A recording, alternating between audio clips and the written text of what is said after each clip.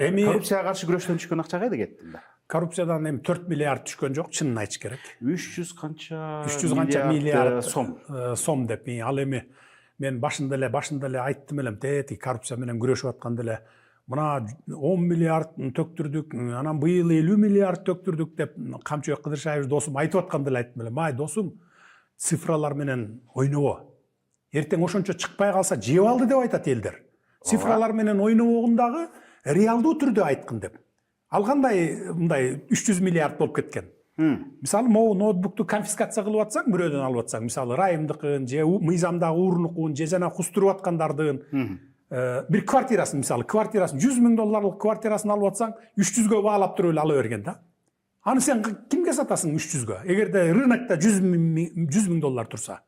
Азыр ревизия кылып атат, канча имущество түшкөн, кайра канчага сатылды. Азыр фугиде турган имуществолор толуп турат, 100 деп саналат, сатылбай тургандар. Ал ошол $1 миллион турса 10 миллионго баалап алып келип алгандагы, анан кийин кайра сатылбай калган. Ал үчүн комиссия да түздүргөм өзүнө, Камчыбек Кылычбаев. Сен өзүңдүн балдарыңан турган бир 3 баланы фугиге жибер, комиссия болсун ошолор. Аукционго коюп, реальный баасы канча ошончого саткыла. Анан $10 миллион деп отура берсеңер, ал $1 миллион болсо, анан кантип ким алат аны? Депчи, ал баякы эмес. Бирок коррупциядан эчтеке түшпөдү, анан пайда болбоду деп да айтпайм. Пайда жакшы эле болду. Мектептер салынды, кээ бир жерде ГКМБнын бүт райондорунда эмелерди жаңылады, райондун центр борборлорунда, областтын борборлорунда жаңылады, академия салды, спорт площадкаларды салды, эс алуучу жайларды салды. Ошолордун баары коррупциядан түшкөн акчалар.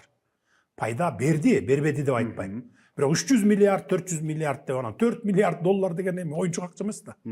Анча эмес, $4 миллиард эмес. Анча эмес. Булар